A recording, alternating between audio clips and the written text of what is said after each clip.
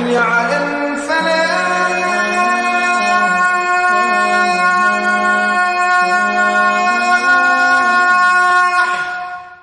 اعوذ باللہ من الشیطان الرجیم بسم اللہ الرحمن الرحیم الصلاۃ والسلام علیک یا سیدی یا رسول اللہ وعلی آلک و اصحابک یا حبیب اللہ۔ ناظرین و سامعین السلام علیکم ورحمۃ اللہ وبرکاتہ۔ آج 13 رمضان المبارک ہے۔ میں ہوں آپ کا میزبان اویس خالد۔ پروگرام حی علی الفلاح میں آپ کو خوش آمدید کہتا ہوں۔ کروڑہا شکر اس ذات باری تعالیٰ کا جو خالق کائنات ہے، اور کروڑہا درود پاک آقا کریم صلی اللہ علیہ وآلہ وسلم پر جو وجہ تخلیق کائنات ہے۔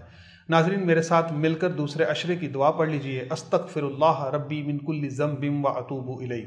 اللہ تبارک و تعالی ہمارے سب کے گناہ معاف فرمائے، آمین۔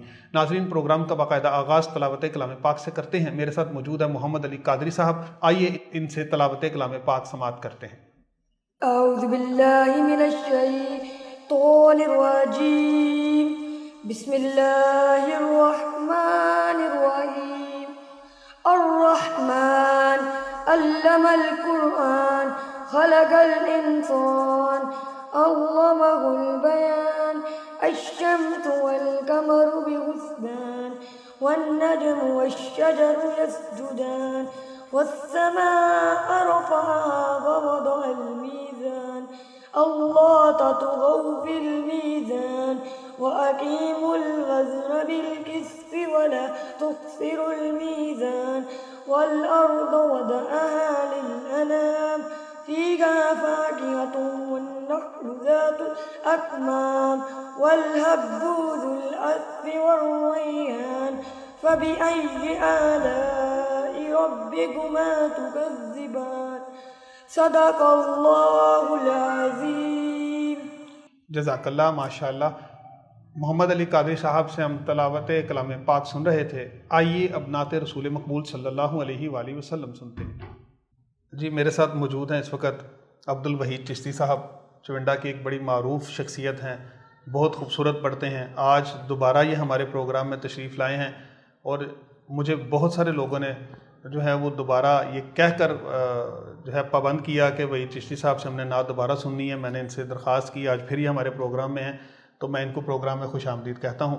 ناظرین آئیے نعت رسول مقبول صلی اللہ علیہ وآلہ وسلم سنتے ہیں۔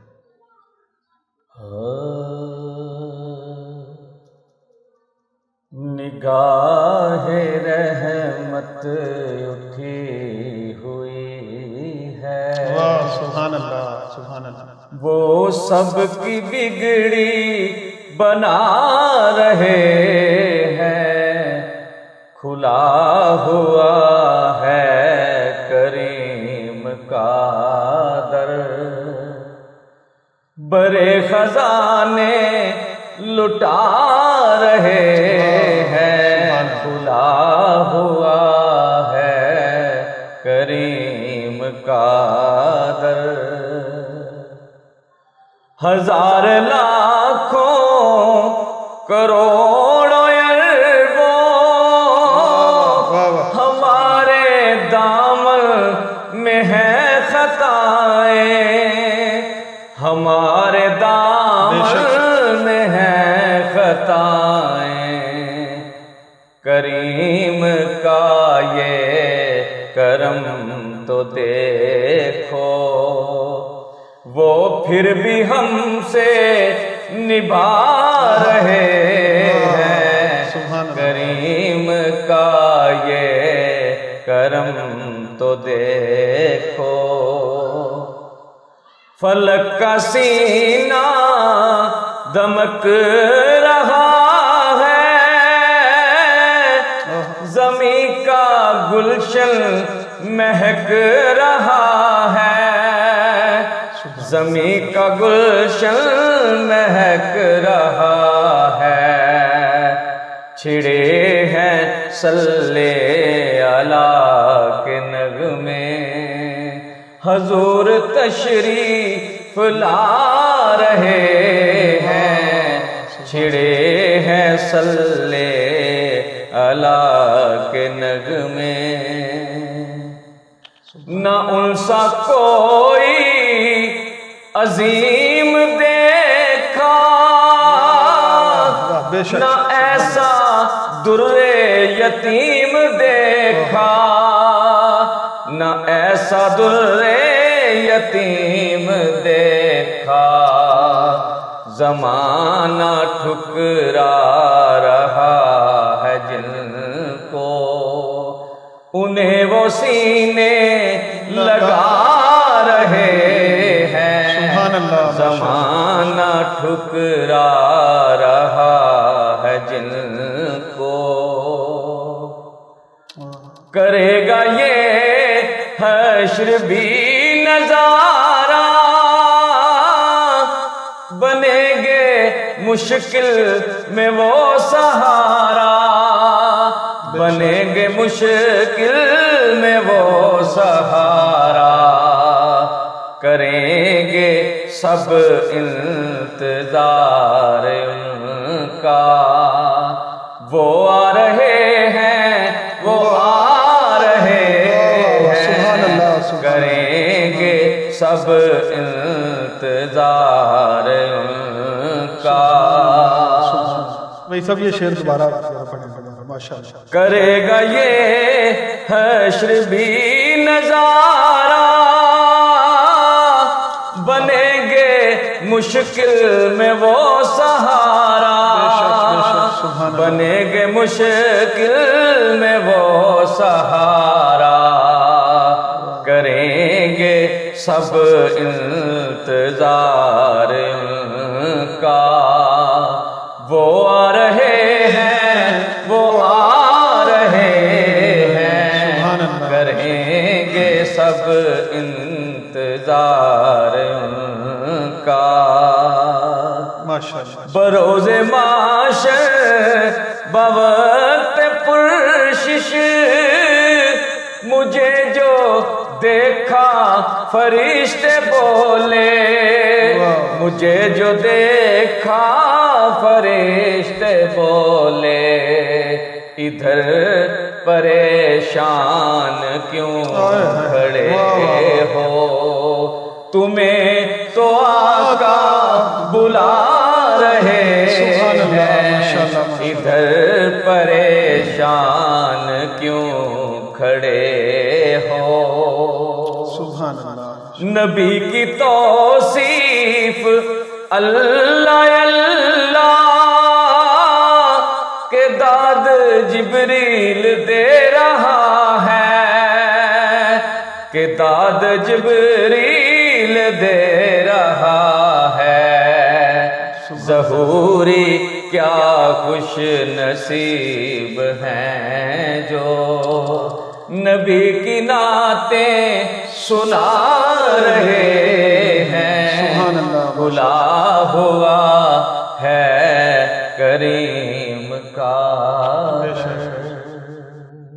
جزاک اللہ ماشاءاللہ ماشاءاللہ بہت خوبصورت ناظرین آپ نعت رسول مقبول صلی اللہ علیہ وآلہ وسلم سن رہے تھے وقت کے دامن میں اتنی گنجائش نہیں تھی ورنہ دل کر رہا تھا کہ ہر شعر کو بار بار یہ پڑھتے جائیں اور ہم سنتے جائیں یقیناً میں آپ کو بڑے یقین سے اور وثوق سے کہتا ہوں کہ آپ یہ نعت بار بار جو ہے وہ ریکارڈنگ میں لا کے پھر سنیں گے اللہ تبارک و تعالیٰ اس آواز کو سلامت رکھے اللہ تعالیٰ آپ کو صحت تندرستی عطا فرمائے آمین ناظرین وقفے کی طرف چلتے ہیں ایک چھوٹا سا وقفہ لیں گے وقفے کے بعد دوبارہ ہم حاضر ہوں گے علامہ صاحب سے آج کے موضوع پر گفتگو کریں گے ہمارے ساتھ رہیے گا سٹی وزیر آباد کا سب سے پرانا ریسٹورینٹ اب نئے انداز میں علی محمد فیملی ریسٹورینٹ 1990 سے آپ کی خدمت میں پیش پاکستانی چائنیز باربیکیو اور فش کا بہترین مرکز علی محمد فیملی ریسٹورینٹ کی نیو برانچ کا شاندار افتتاح اللہ کے کرم سے ہو چکا ہے خوبصورت صاف ستھرے full air conditioned halls free wifi کی سہولت کے ساتھ فیملیز کے لیے علیحدہ ہال عید اور معیاری کیٹرنگ کے ساتھ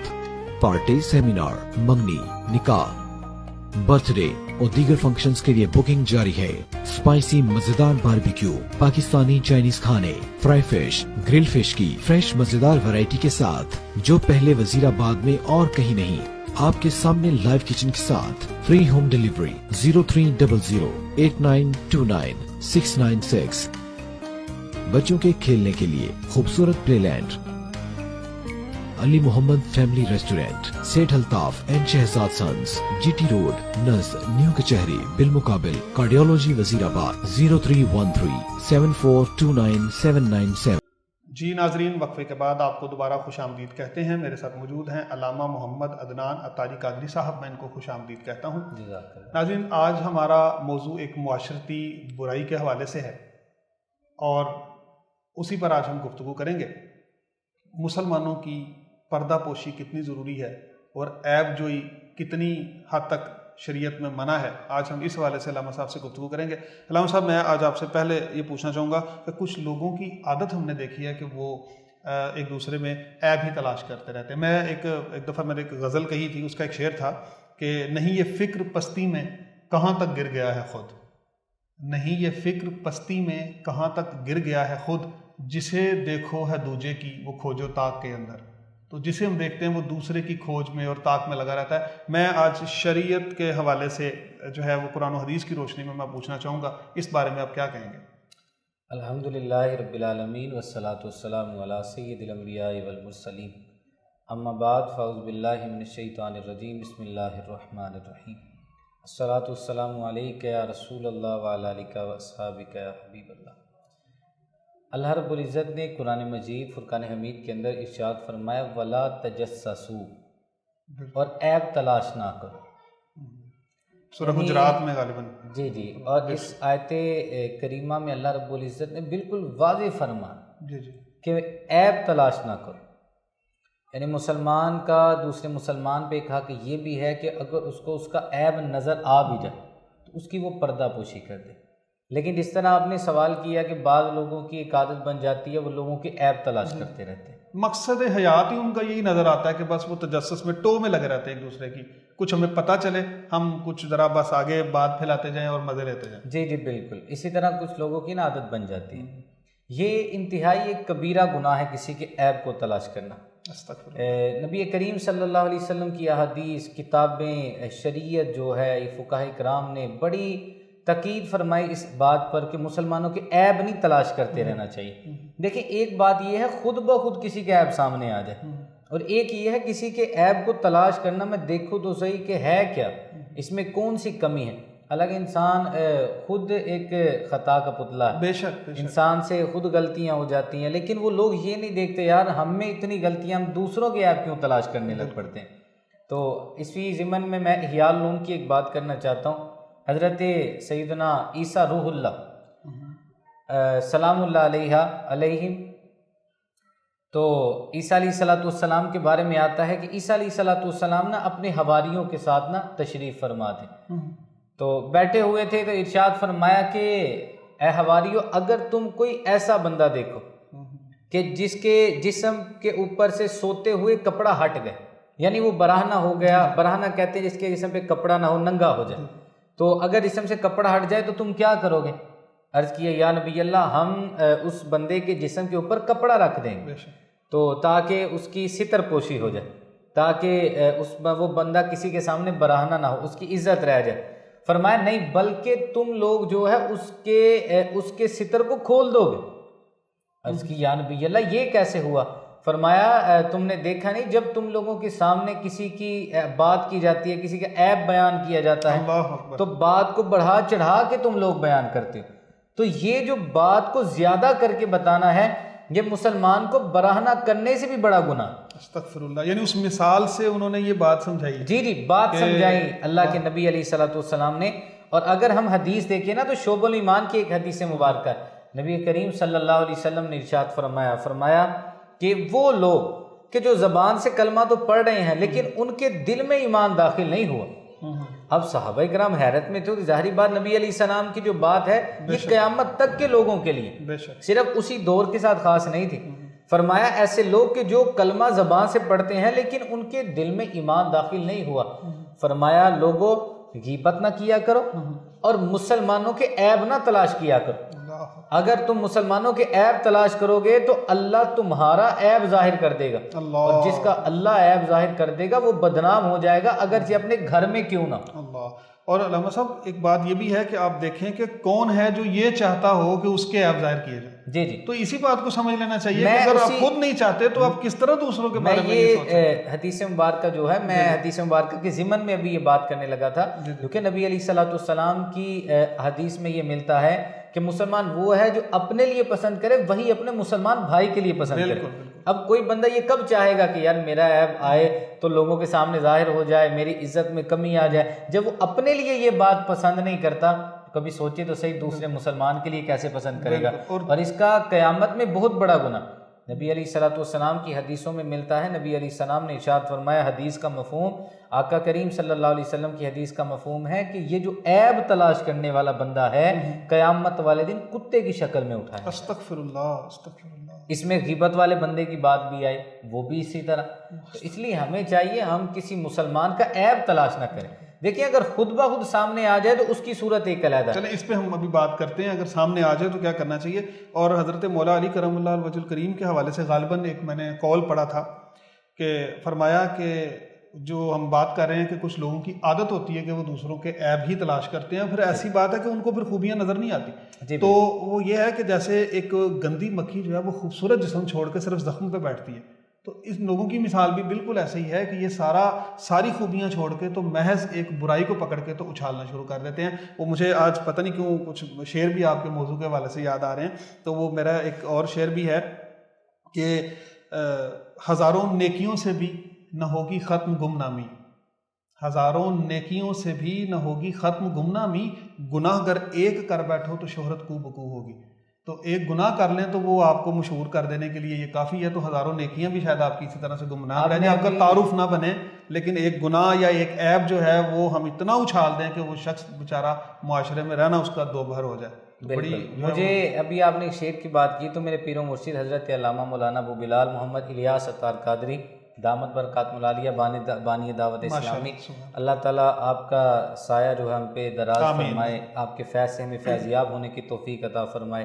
ظاہری بات ہے انہی کی برکتیں ہیں. انہوں نے اپنے ایک شعر میں لکھا تھا, حالانکہ امیر علیہ سنت یہ نہیں کہ شاعر ہے, امیر علیہ سنت اپنے عشق کے انداز میں لکھتے ہیں. اور الحمدللہ اس وقت 10,000 سے زیادہ علماء دعوت اسلامی بنا چکی ہے. تو آپ نے ایک شعر لکھا تھا, آپ نے فرمایا تھا, عیبوں کو ڈھونڈتی ہے عیب جو کی نظر, عیبوں کو ڈھونڈتی ہے عیب جو کی نظر, جو خوش خصال ہیں وہ ہنر و کمال دیکھتے ہیں. کیا بات, بہت اچھا, بالکل بات بھی صحیح. یعنی بندے کا آج آپ نے اپنے پیر صاحب کا ذکر کر دیا, تو ایک بات میں بھی کرنا چاہوں گا جو میں اکثر کرتا ہوں. میں اس سلسلے میں اس طرح سے نسبت تو میری وہاں روحانی طور پہ اور ویسے عقیدت اور محبت کی تو ہے, میں جو ہے وہ کہیں ویسے بیعت میں نے کہیں اور کیا ہوا ہے. میں آپ کو یہ بتاتا ہوں کہ ایک بات میں اکثر یہ کرتا ہوتا تھا کہ آج کا وہ دور ہے کہ جہاں شاید ہمارے گھروں میں بھی اس طرح سے نہیں چلتی کہ ہم کسی کو اپنی مرضی کا لباس پہنا دیں, اور انہوں نے ہزاروں لاکھوں انسانوں کو سنت والا لباس پہنا دیا. تو یہ مجھے یہ بات بہت اچھی لگتی ہے. میں لوگوں سے جب بھی بات کرتا ہوں میں کہتا ہوں یار مجھے ایک ہی یہ بات جو ہے وہ میرے دل میں اتر گئی ہے کہ ان کی تربیت سے ہزاروں لاکھوں نوجوانوں نے خاص طور پر نوجوانوں نے سنت کا لباس پہن لیا. تو کتنی بڑی بات ہے. اللہ تبارک و تعالیٰ ان کو سلامت رکھے, ان کا سایہ ہمارے سروں پر سلامت رکھے. اچھا علامہ صاحب ہم موضوع کی طرف آتے ہیں. ہم بات کر رہے تھے کہ عیب جو ہیں وہ اگر تو جو لوگ عیب تلاش کرتے رہتے ہیں ان کی بات کر رہے تھے, اگر عیب مل جائے. اب میں یہ ذرا تربیت کے انداز میں آپ سے پوچھ رہا ہوں, میں کرنا کیا چاہیے اگر ہمیں کسی کا عیب پتہ چل گیا, کسی کی خامی ہماری نظر میں آ گئی, اب ہمارا رویہ کیا ہونا چاہیے؟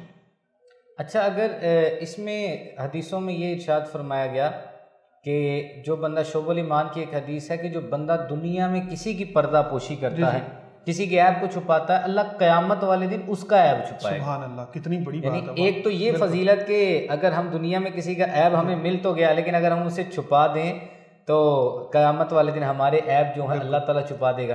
اب یہ کہ ظاہری بات ہے کسی کی اصلاح بھی ہم نے کرنی, تو اب اس کے لیے امام شافعی علیہ رحمہ فرماتے ہیں کہ دیکھیں اصلاح کرنے کا ایک طریقہ ہوتا ہے, صحیح بات کرنے کا بھی درست طریقہ.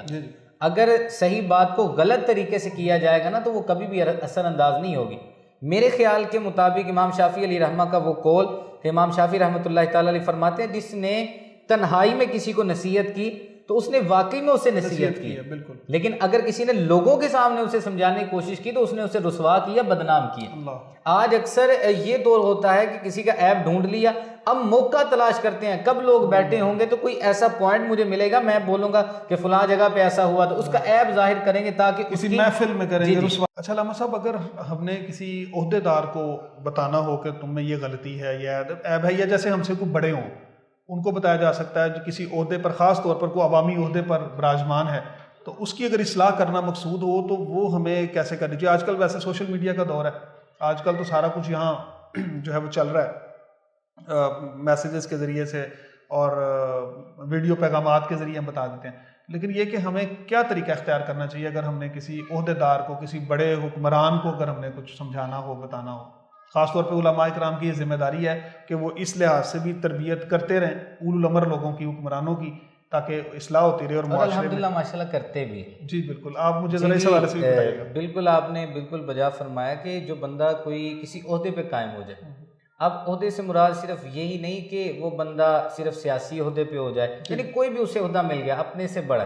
اب کوئی نوکر ہے تو مالک ہے، استاد ہے تو اس کی بھی ذمہ داریاں ہیں، کوئی کسی بھی جگہ پر ہے. بالکل. اب یہ ظاہری بات، یہ کوئی بھی آپ سے بڑا ہو عہدے کے لحاظ سے، تو اگر اس کی اصلاح کرنی تو اس کا بھی ایک طریقہ کار، اس کی اصلاح کی جائے، اچھے طریقے سے ان کو سمجھایا جائے. لیکن میرا خیال کہتا ہے ویسے بھی اب بعض اوقات دیکھا جاتا ہے کہ لوگ جو بڑے عہدے کے ہیں نا، ان کی اگر اصلاح کی جائے نا تو بعض لوگ برا منا جاتے ہیں.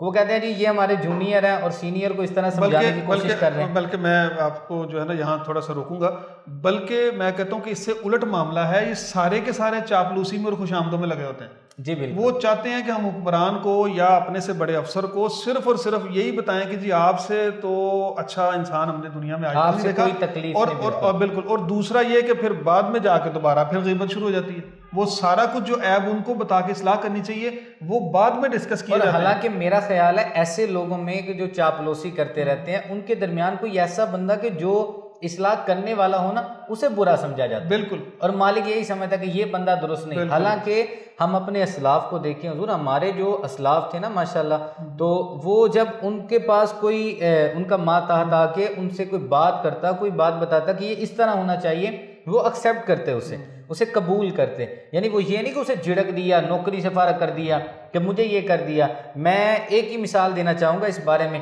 آپ احیاء العلوم کو بھی پڑھیں، شعب الایمان، ان دونوں میں یہ بات موجود ہے.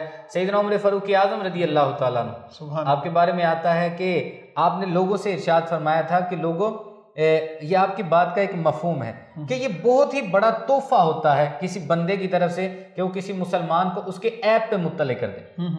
یہ ایک تحفہ ہوتا ہے سبحان اللہ، اور اسے قبول کر لینا چاہیے. بہت خوب. آپ دیکھیں نا حضرت سلمان فارسی رحمۃ اللہ رضی اللہ تعالیٰ عنہ، آپ ایک مرتبہ موجود تھے، سیدنا عمر فاروق اعظم رضی اللہ تعالیٰ نے کہا تھا کہ اگر مجھ میں آپ کوئی عیب دیکھتے ہیں تو مجھے بتا دیا کریں.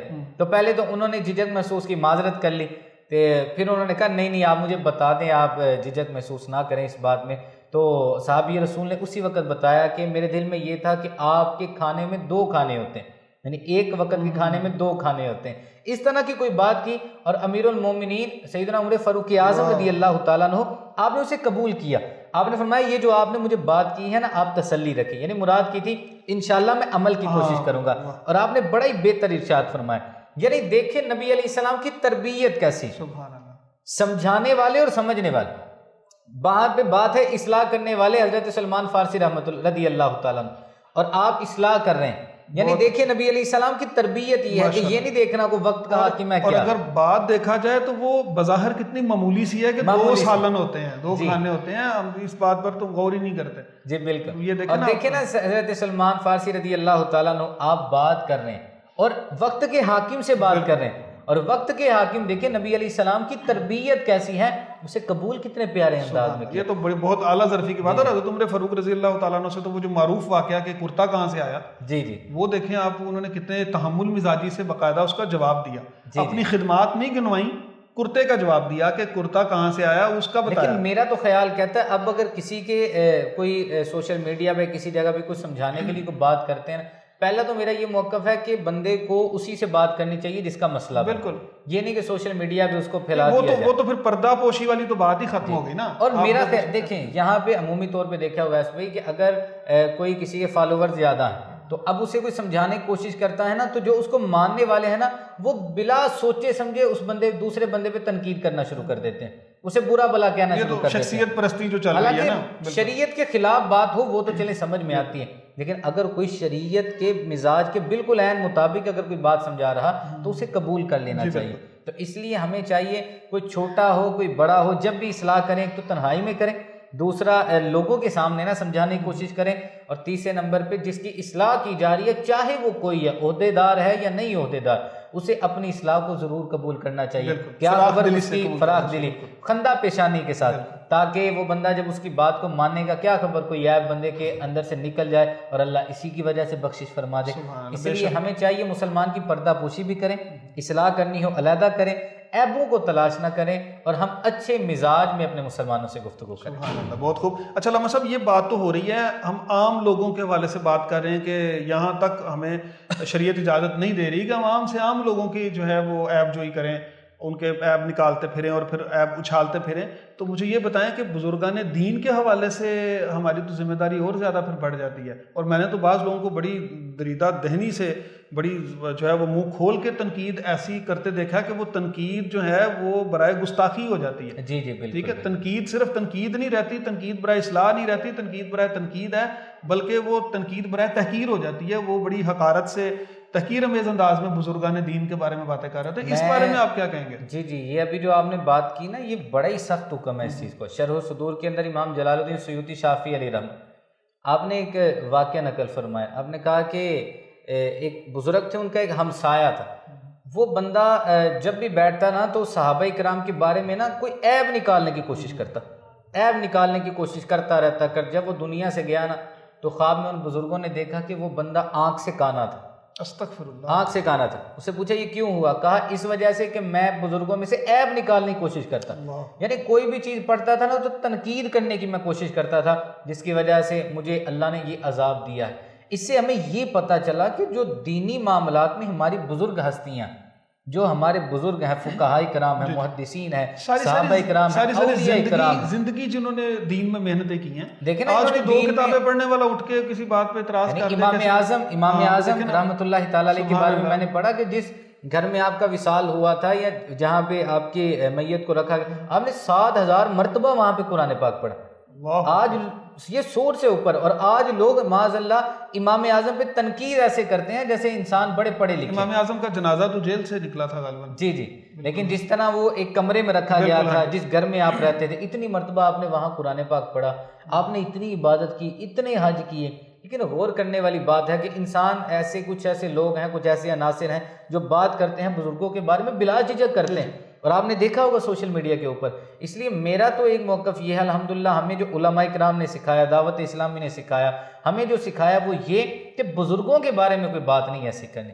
بزرگوں نے، میں نے تو یہاں تک پڑھا، اگر کسی عالم کو آپ نے دیکھا کہ یہ اس نے ایسا کام کیا ہوا ہے عالم صاحب، تو ان پہ تنقید نہ کریں. ہو سکتا ہے آپ ان سے پوچھ لیں جا کر، ہو سکتا ہے انہوں نے قرآن و حدیث میں یہ پڑھی ہو چیز اور آپ ہمیں اس کا نہ پہنچی ہو. ہم تک نہ ایسے پہنچی ہی ہے، پوچھ تو لینا چاہیے، اس کے بعد آپ اپنی رائے دینے کا وہ بھی بادب طریقے سے آپ حق رکھتے ہیں. اس لیے یہ تو مسلمان کے بارے میں، اس کے بارے میں بات نہ کی جائے تو بزرگوں کے بارے میں بات کرنا تو بڑا ہی ایک سخت عمل ہے. اس لیے بزرگوں کے بارے میں کوئی بات منہ سے نکالنی نہیں چاہیے. بظاہر کتاب کے اندر کیا لکھا ہے، علماء سے رجوع کریں جا کے.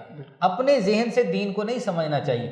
دین جو ہے عشق کا ایک درس دیتا ہے، دین محبت کا درس دیتا ہے. صحابہ اکرام نے اپنی زندگیاں گزاری ہیں، اہل بیت نے زندگیاں گزاری، اولیاء اکرام نے زندگیاں گزاری ہیں دین کے اندر. اور تنقید کرتے ہوئے بندہ ایک لمحہ بھی نہیں لگاتا اور ان کی زندگیوں پر تنقید کر دیتا ہے. حالانکہ یہ تنقید کرنا بندے کو گمراہی کی طرف لے کے جاتا ہے. اس لیے عام مسلمان کا عیب بھی نہیں نکالنا چاہیے، اور بزرگوں کے عیبوں کی ٹو میں لگ جانا یہ تو بہت ہی بڑا گناہ ہے. اور ویسے بھی آپ اس منصب میں کوئی عالم دین کسی عالم دین کی کسی بات پر اصلاح کر رہا ہے تو بات سمجھ میں آتی ہے، ٹھیک ہے. لیکن ایک عام آدمی اٹھ کر یا کچھ لوگ ایسے دو کتابیں کسی طریقے سے پڑھ کے اپنے آپ کو عالم سمجھ کے تو وہ اس طرح تنقید کرنا شروع کر دیں. اللہ تبارک و تعالیٰ ہمیں محفوظ رکھے. بہت شکریہ علامہ صاحب، بڑی مدلل گفتگو آپ نے فرمائی. ناظرین، آپ علامہ صاحب کی گفتگو سن رہے تھے. آج اس تربیتی پروگرام کے توسط سے ہم انشاءاللہ اللہ کے فضل سے یہ عہد کرتے ہیں کہ دوسروں کی عیب جوئی نہیں کریں گے، حتی الامکان کوشش کریں گے کہ پردہ پوشی کریں گے، اس امید کے ساتھ اللہ تبارک و تعالیٰ سے، اس دعا کے ساتھ کہ اللہ تبارک و تعالیٰ ہمارے بھی پردہ پوشی کرے گا. ناظرین، اللہ تبارک و تعالیٰ ہمارے تمام فوت شدگان کی بخشش و مغفرت فرمائے، اور جو گھروں میں، اسپتالوں میں کہیں بھی بیمار ہیں، اللہ تبارک و تعالیٰ ان کو شفا کاملہ وعاجلہ عطا فرمائے، اور اس موجودہ وبا و بلا سے ہم سب کو نجات عطا فرمائے. آمین. ناظرین، کل تک کے لیے اجازت دیجیے. اللہ حافظ.